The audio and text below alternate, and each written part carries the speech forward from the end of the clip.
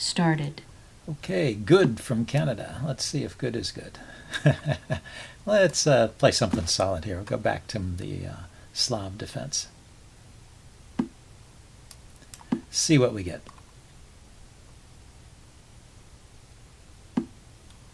Okay, we get the e3 Slav, the slow Slav. I usually bring the knight out first and then play e3, but you can play like this.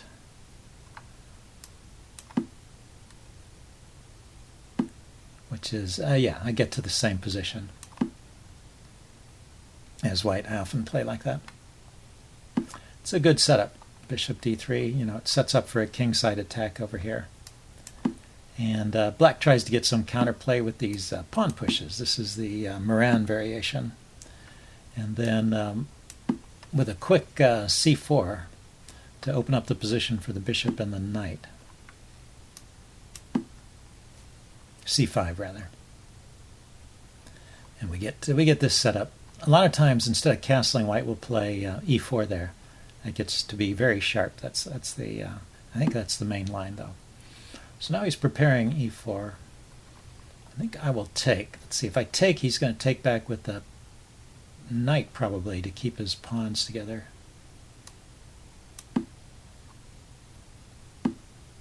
Oh, he takes with the pawn. Okay, so he's got the isolated queen's pawn, which is not horrible.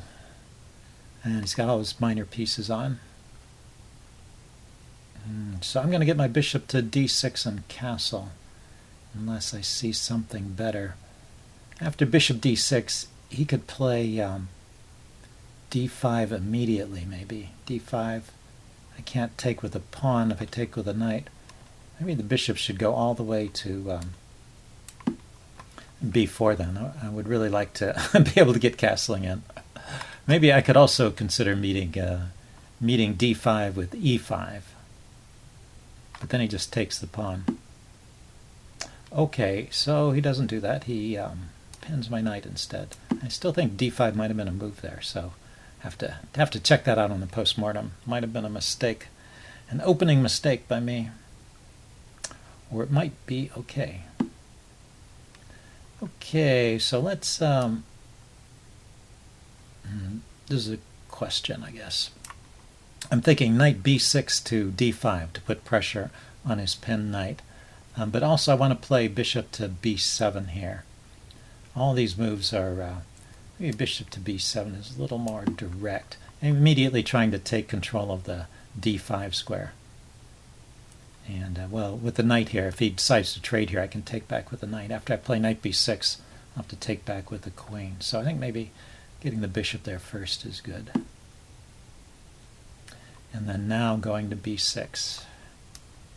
And I'm going to have to leave his knight. I'm going to have to leave his knight on that good square for a while. That's a bit unfortunate, but I don't know. I think it's worse for me to try and trade it off. Yeah, if I take, he's going after, he's got a pin on my knight, then the pawn takes back and he wins material here.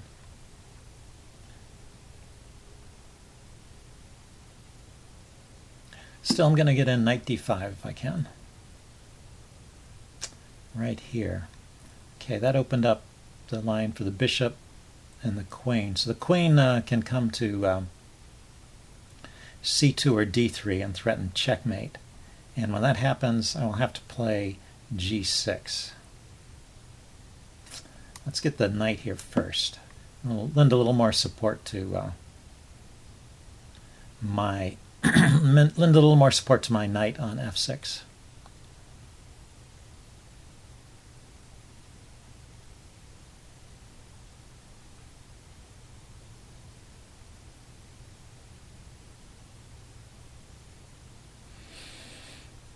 Because g6 will weaken it, weaken the f6 square. Also, I would like to move my queen at some point in this game. So having it tied down here is not great. So he's probably trying to figure out if I have something against his knight here.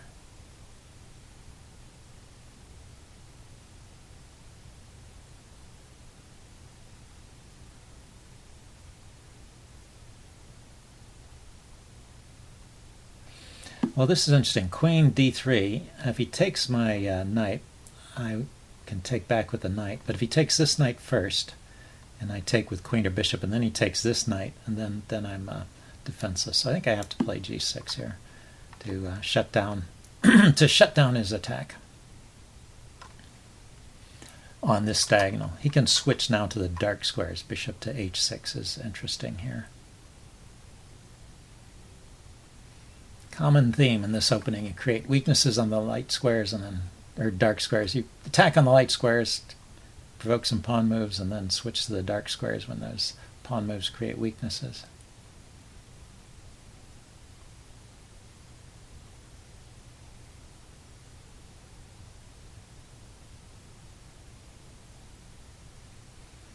Okay, what's going on here? What's his follow-up? Like I said, bishop to h6 is an idea. I have to play rook to e8. His knight can hop into some squares here. I guess those are all covered. Or I could just trade off my knight. Let's see. Well, I would take his rook if that happened. Okay, yeah, so he's taking a look at the h6 square with his queen. Also the e6 pawn. Let's see. Can I do anything about this? Do I want to do anything? Okay, moving the king doesn't really change anything. See, if I take the knight, he's going to take back with the pawn.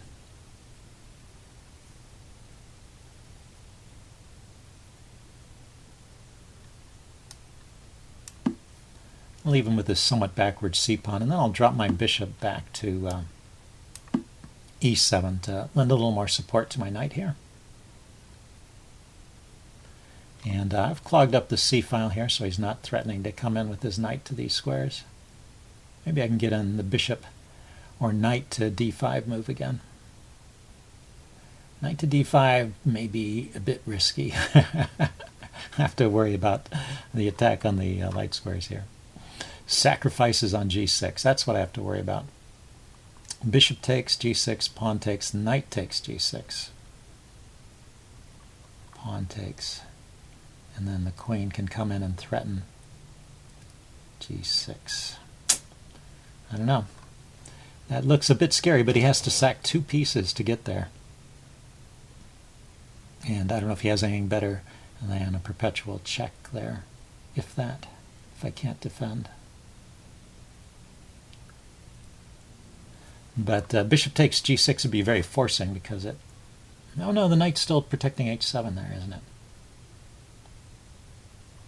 So maybe I want to play a move like knight to h5 here. Block the h-file and attack the bishop.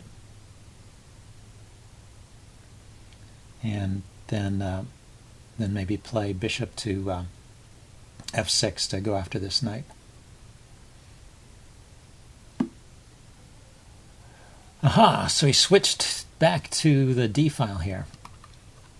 There's also sometimes ideas of sacrificing on e6, which looks a little bit funny in this situation, but it weakens it. If it pulls a pawn away from the king side, it weakens the structure here. Okay, but probably none of those were working. So now he's going to just push on with this pawn, try and keep my knight tied up defending. So yeah, I'm tempted to play knight h4 here. h5. The bishop will move, I assume. It could go here. And then I could put my knight to g7 and try to play bishop f6. And if he pushes the pawn, I'm just going to take it. Let's see, if he takes my bishop, I take back with the queen. The knight coming in here, the square is defended by the bishop. Yeah, so he goes there. I was thinking I could go here. And then bishop to f6. This was my plan. Okay, so he's pushing forward. Yeah, he wants to open up this file here.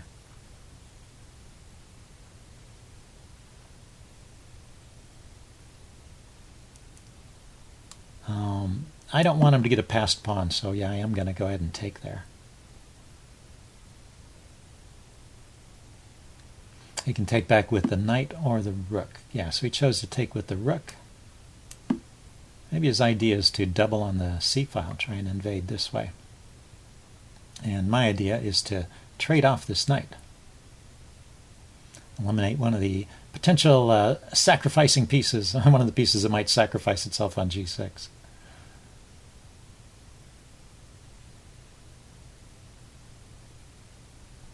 Also, I have queen to d5 lining up with a battery on g2.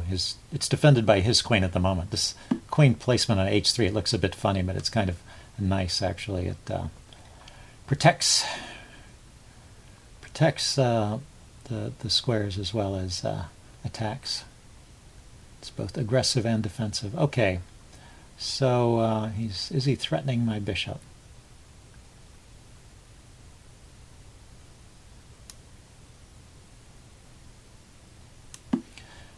It was defended by my queen. Maybe I want to provoke an exchange here of some kind. Get rid of some of these attacking pieces. His knight can come here, check. I will take the knight. His bishop comes here or here. I will take back with the queen or the king. His queen comes in somewhere. His queen can't really penetrate very well. Yeah, I think I'm defending so far. We'll take a look at this, see if white has an attack. Of course, white has not sacrificed any material yet to get this attack, so he's not taking such a big risk. Aha, he's just provoking me. Let's see, if I take, he's going to take back with the knight, which is a check, and then that's going to drive my king to the corner, and then I'll have some pressure on f7. But I have knight to f4 to try and drive his knight away. I'm just going to do that. Unless he wants to take with the queen. Check. And he wanted to take with the knight. Yeah, I think that makes more sense. So we'll see if I can hold this position. Knight to f5 here would try and chase his knight away.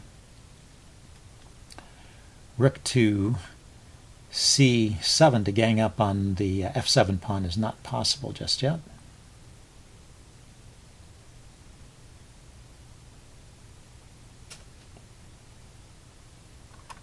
Knight f4, he might just take it with his bishop. Knight f5, bishop takes, pawn takes, and then he's got a knight there. But then I have king to g7 at least.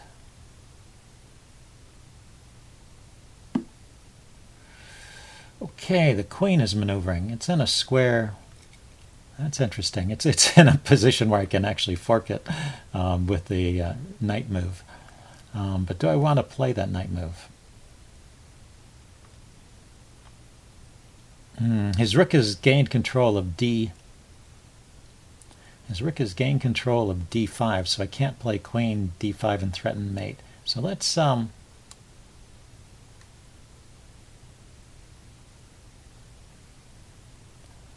harass his rook.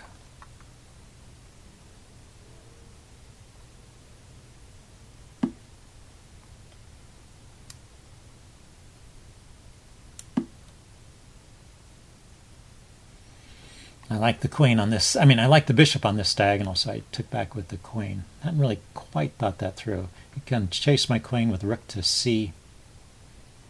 It's rook to c1, rather.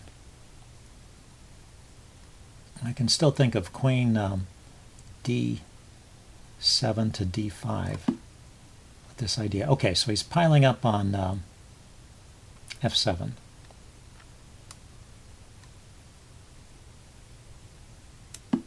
So queen c7 here, defending. Oh, now we can think about sacrificing on g6. The rook is pinned here. Okay, but he's thinking about something with his rook, rather. So let's resolve this situation a bit. Chase that knight away. This is not a move I really wanted to play because he's going to end up with a passed pawn here. This might be a good end game for him. Yeah, just takes with the bishop. And queen here, check.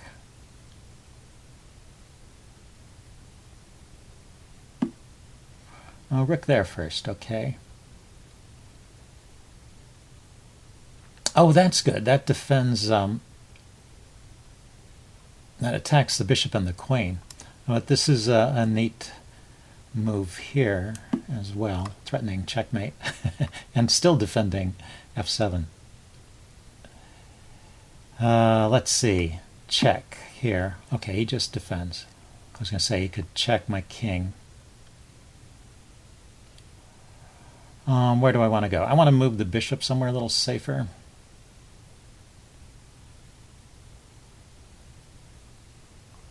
Let's see, the check, queen takes, pawn takes, and then I have time to save my bishop. So maybe I should first move my king to a square where it attacks the knight. So it's doing something useful, keeping the queen tied up here. And I've got two pieces covering this pawn now, so maybe no, I can't. I cannot. Well, I could think about moving my queen somewhere to go after his king. For example, queen here threatens checkmate, right?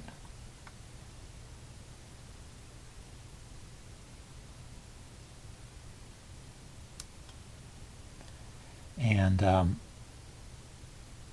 once again, if he tries to check my king here, we can exchange, and then I have time to save the bishop. Checkmate. Okay, well, always try those cheap tactics. They might work. Well, it's an interesting game. I will upload this and do a post-mortem. See you guys later. Bye.